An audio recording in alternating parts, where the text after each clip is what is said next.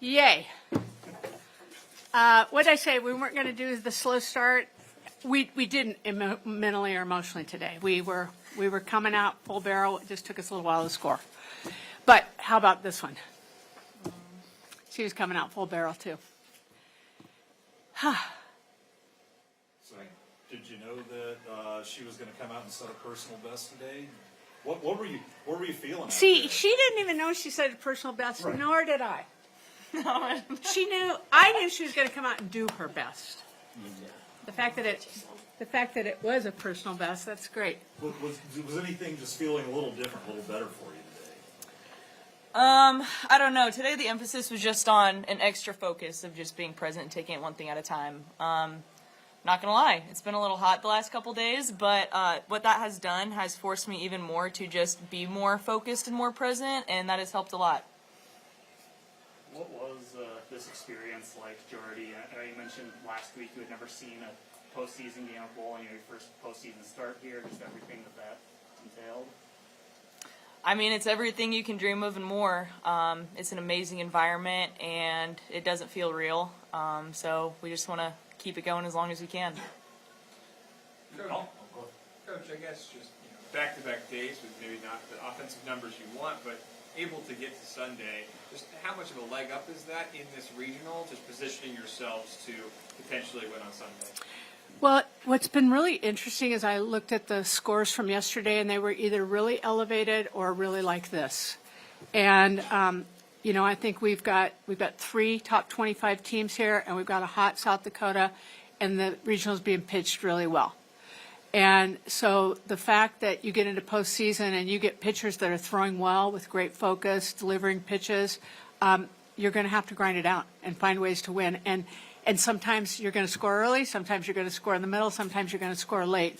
And it really doesn't matter when you score, it just matters that you do. And that's what I saw today. And, Jordy spoke to it last night, that there's going to be a lot of things like this in postseason that, it's going to be touch and go. And I just felt like, our defense, and starting with her in the circle, she was in good control, but that's also really potent offense. You've seen their numbers, and we knew that yesterday. And, so we finally were able to scratch one out. And, it started off with the leadoff walk, right, in that inning that we scored, I believe, with Bella. Mm-hmm. Yep. Well, Jordy, Sydney McRae, the leadoff, came off a 3-4 game and was one of their hottest hitters. So what was your approach to pitching to her? Just knowing that she's an aggressive hitter and she wants to get on and she's going to fight and compete and she's not going to get cheated. Every swing that she took today was 100-100, and just knowing that from a pitcher's perspective, you have to spin good pitches. It almost felt like we were looking at pretty close to the same script from yesterday, right down to opening the scoring with a triple. That's odd. How are you seeing the ball today that you're pulling off a hit like that 2 days in a row? That's God. But, just getting my swing off, and then once Jordy's out there, just really putting the ball somewhere where, she's fast. So just getting somewhere where she can get rolling and scoring, and it's just worked out 2 days in a row. How are you staying locked in center field, Hannah, when they're putting 5-6 balls in play all afternoon? I talk to myself a lot. I never sit still. So if you see me, I'm never in the same spot. I'll be circling around. And I also just put my head up and I just start talking to Jesus. But yeah, it's kind of boring right now, but it's all right. I'll live with it. How much of a comfort is that, though, knowing that your infield's got it? It's so nice because when the ball does come, it's just another confidence from them that gets pushed out into the outfield. So you can just we talk about energy being contagious. So their energy is contagious for us too.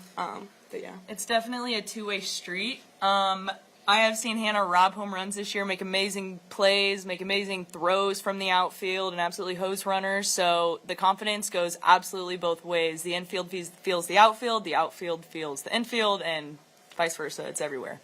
Dr. Bell, in Big Ten play, you guys blew out some teams. You've had 2 non-Power 4 teams really push you guys here at home. What does it say about college softball in general, about the depth of what's happening in the NCAA tournament? Well, even they talked about in the selection show that it's a wide open field. They seeded 32, so they tried to balance out the regionals, and I think they did a really nice job doing that.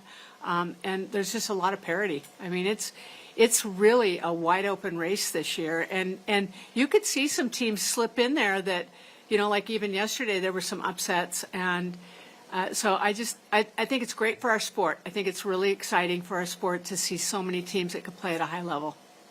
So Jordy, yesterday you talked about it's great you can score late in these games, get used to doing that in the tournament, and then it just takes a day where you have to do it again. Do you just really feel like you're in every game no matter what happens at this point? Yeah, absolutely. Again, today there was just never a waver of doubt. And then, yeah, it's not always a fun place to be in, but from the players' side, it is a really fun place to be in because it creates a lot of fun moments, a lot of clutch moments, a lot of exciting moments. And I think just mentally it has us exactly right where we want to be moving forward. Yeah, we have not been able to take a pitch off, so it's been really fun. Hannah, the last time Jordy had 16 strikeouts was at Oklahoma. So how cool is it to see her have 16 strikeouts here at Nebraska? It's awesome. I couldn't be more happy for this year that we get to spend together. It's a full circle moment, and it couldn't have been scripted any better. Starting off our career together and finishing it in the same uniform. It makes me emotional thinking about it. This is my best bud right here. Bud. Rhonda, when you're sitting there, you seem almost emotional, reflective on. I know it's game by game; you have to stay so locked in on the moment. But hearing these two women talk so highly about one another and the love this group has, like, how is that going to continue to propel this team? And you're getting emotional. Like, what is it about this group? It's a lot of things. It's that stadium.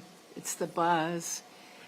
You know, they were talking about the infield and the outfield, and they feel each other. Well, our team feels the crowd, and the crowd feels us, and the people in the dugout feel the people on the field, and hopefully they feel the coaches as well. And you know, it's really synergistic, but we also take our responsibility in that very seriously. So whether it's our one-on-one relationships and working to connect and grow and nurture and love and serve and care. And I can't overstate that, and I'm not trying to sound fluffy because it's real. And, you know, in today's world where there's so many other things that get talked about in college athletics, to be able to feel this, to be able to sit here with tears in my eyes because it's a real emotional thing about being on a team and playing for something bigger than you and feeling that from our crowd.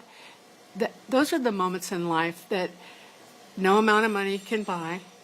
That you live to feel, and when you feel them, they become addicting, and you want to keep chasing that feeling.